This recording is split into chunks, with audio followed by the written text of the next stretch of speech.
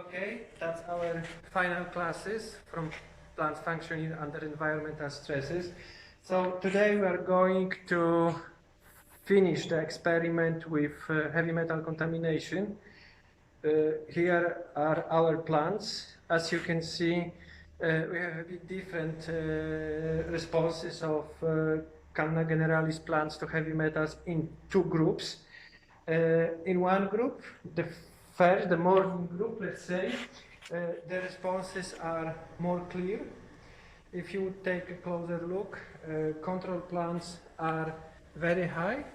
They also look very healthy. We have quite a lot of new growth, new leaves. Almost every plant is currently on the stage of creating new leaf. Very nice look also plants affected by zinc.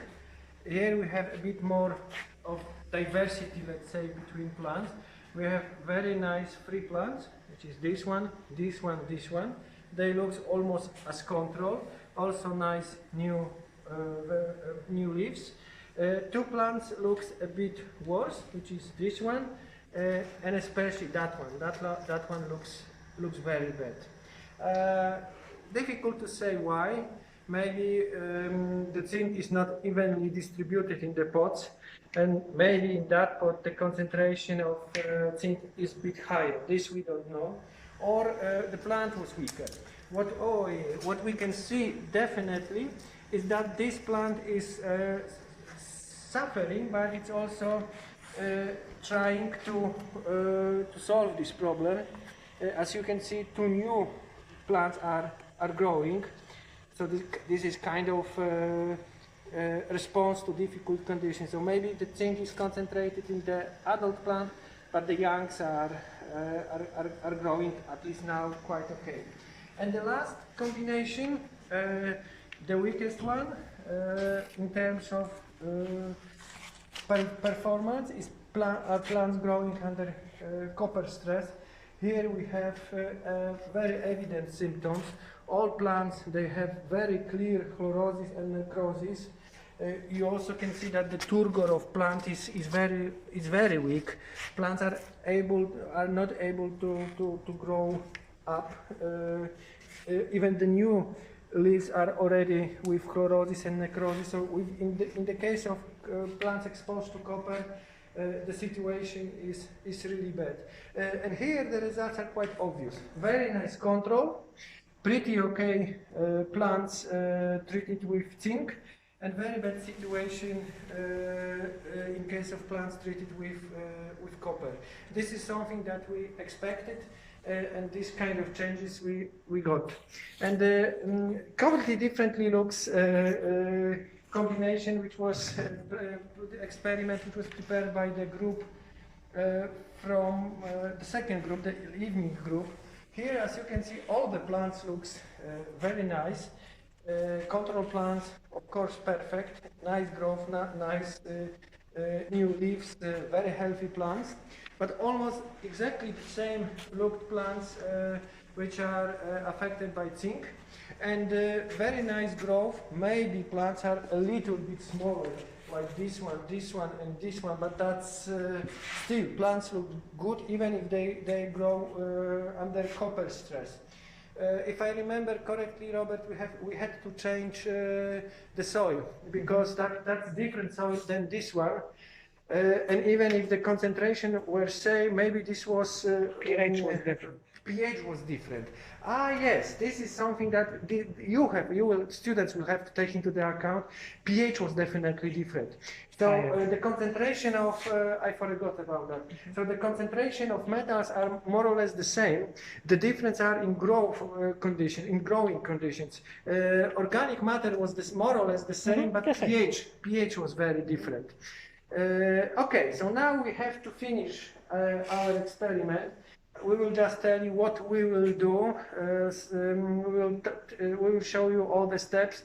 Then the video will be turned off and we will do the manual work. So first of all, we will measure the most simple parameters. You have to know a bit about morphology of plants. So basically we will describe them. So we will make a note about each combination. Like for instance for copper we will write down that plants, they look significantly smaller.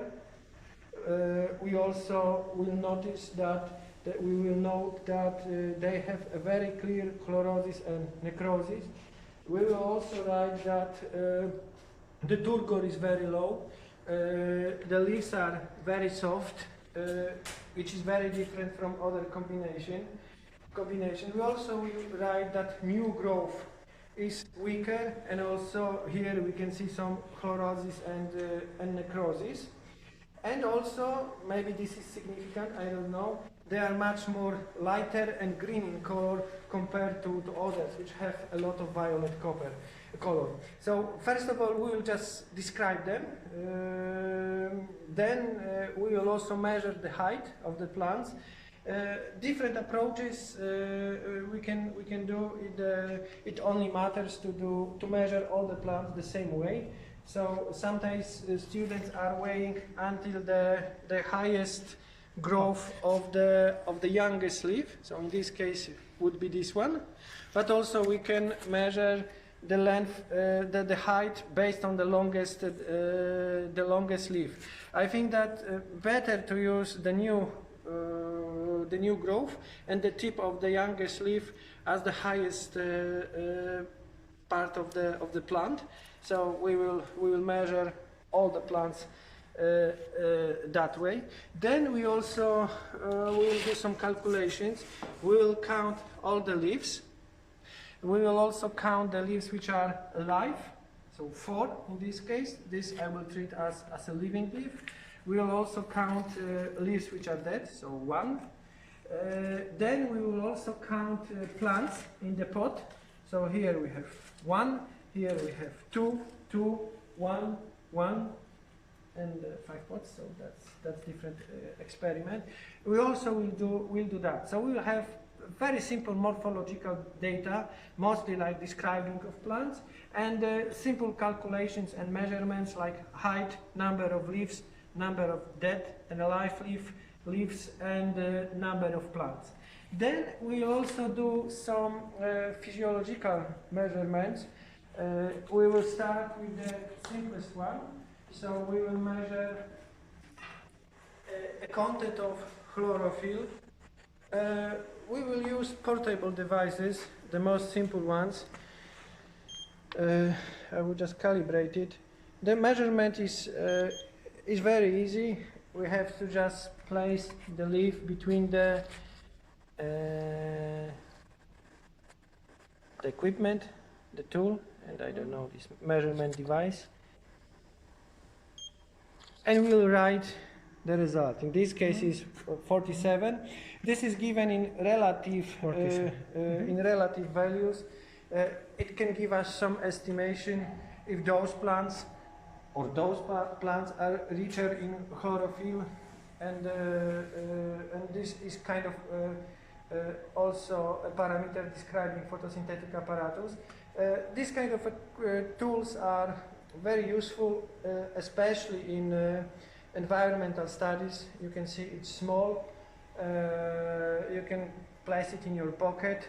You can take it with your bag and car, even if the field is located far from the laboratory.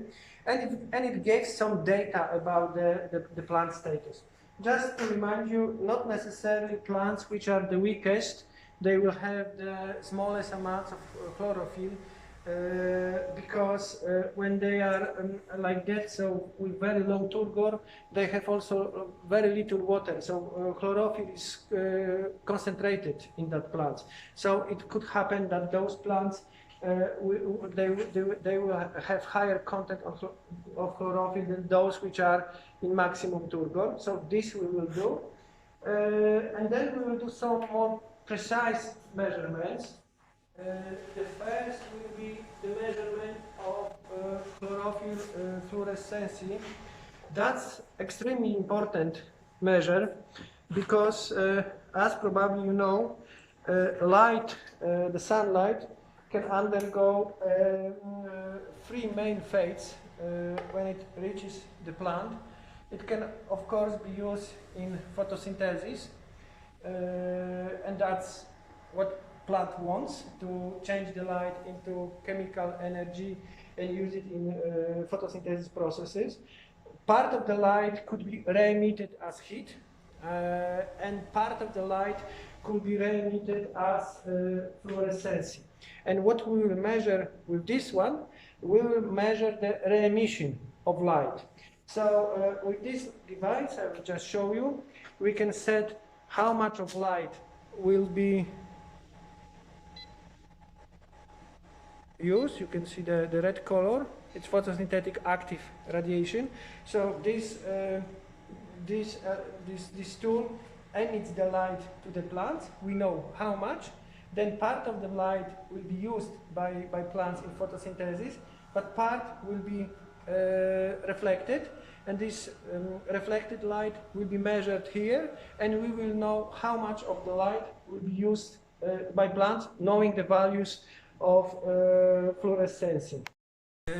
This equipment measures, I don't know, 50 different parameters, and with which we can describe almost each step of photosynthesis.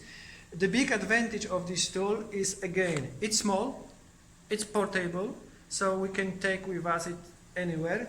It gives values directly after measurement. So this is not the value, this is the main menu. So we already can see the results on the screen, and we can make some first conclusions when we are in the field. And what is maybe the most important, we know that this plant is doing bad, but we don't know much about those plants. We can just say that they look good, but we don't really know if the negative effect of zinc is already started or not. With those measurements, we can measure photosynthetic apparatus, which is usually affected before we can see visual symptoms of metal toxicity.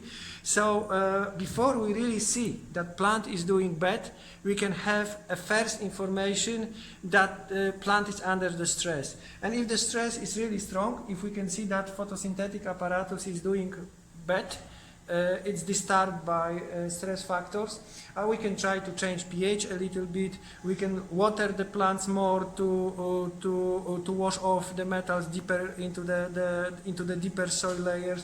We can have some options. At least we have knowledge that plants are under troubles. You will not get data of for each result for each parameter this tool can measure. We will select it two or three. We will describe you what kind of information we get with them, and we also will do at home some interpretations of results. Measurement is very simple. We have clip which is used for dark adaptation of leaves. I have to put this how to call it? The sensor onto clip. Then I open the clip without moving the clip, and I can click or here, or I can use the main tool with OK. Simpler here. I just place it. The measurement, of course, everything is saved on the tool. The measurement is done. I can see the first results. We are interested in two of them. Video.Guru, which is the main parameter describing the efficiency of photosynthetic apparatus. The result is 0.811, which means very nice. Everything what is higher than 0.8 means that the plant is in a good condition. And the second parameter you will get is performance index. The value is 3, could be higher. But maybe because the incubation to dark was very low, it was less than 10 minutes, it should be half an hour. Anyway, we will do measurements for all plants, and we hope that we will see differences between stress plants and control plants. We will do all in maybe double replicates, we'll see, depends how much it will take. You will get the data, and we will ask you for some interpretations. You will do it at home. And the third measurement is a measurement of gas exchange, but I think you have to turn off the video. Measurement done here in the laboratory is gas exchange. So we are again measuring another parameter of photosynthetic apparatus. With this tool we can measure, as I said, gas exchange, so how much CO2 is uptaken by plant, and also we can measure transpiration, so how much water is transpirated to atmosphere. Yeah, the name of the equipment I didn't say also about the previous ones. So we use HandyP Hanzatech tool for fluorescency, and this is Lycor 6400 XT for gas exchange. Anyway, this is quite sophisticated tool. It provides us, with this we can control all the essential parameters for photosynthesis. So first of all, light. As you can see, light is mostly red with bit of blue. So the photosynthetically active radiation only. Then the intensity of light is about 900 here. Which is basically on the level of the today's sun, the same amount what plants get from the sun. We also measure here level of CO2. For us it's 400 micromoles, which is again very similar to the situation in the greenhouse. So we control light, we control CO2, and we control transpiration for sure. No, but the parameters. CO2, CO2. light, Humidity, also temperature also. Yes. But the most important, light, CO2, we can control. The measurements take some time. We have to place the leaf in a measuring chamber. Then we have to wait a while. The plant has to adapt to the new light conditions.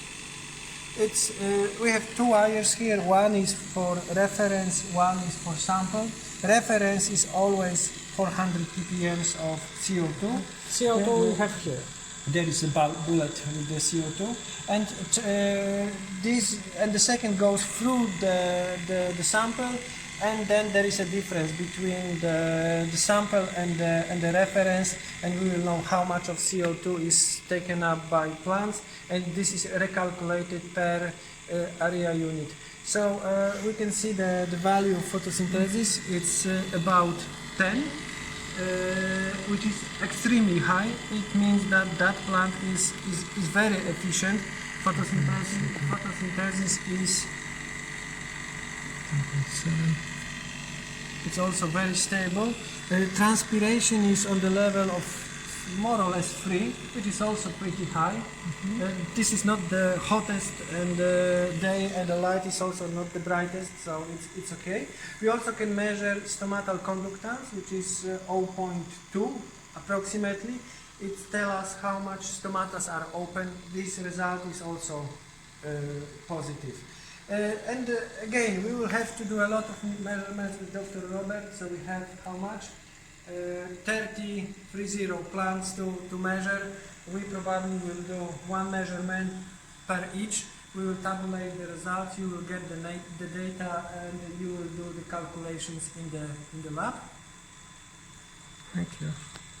I ostatnia rzecz. And the last thing we will do, we will also measure the fresh weight only, because it's Monday, so I guess they will not be dry till Thursday. So we will do a fresh weight of plants. We will take out all the plants, then we will divide them into above ground and underground organs. And we will use this kind of envelopes to transport them to the lab. We will also take soil samples just to check if the concentration of metals changed in the pot after about 6-7 weeks of plants cultivation. As you can see, plants growth is very fast. They are, I think, twice bigger than they were at the beginning of the experiment. They also took a lot of water, a lot of nutrients, so we expect that also concentration of metals decrease in the soil. So basically you will get a few types of data. One is about morphology, mostly description of plant, then very simple morphological calculation like height of the plant, number of leaves and number of plants in the pots. Then very simple physiological data such as chlorophyll content. Then a bit more sophisticated data such as chlorophyll fluorescency, I guess 2 parameters with explanation what is what. And then data for gas exchange, I guess 3 results you will get. One is for photosynthesis, so how much CO2 was taken up by plants. Then transpiration, and the third is stomatal conductance, if the stomata were open or not.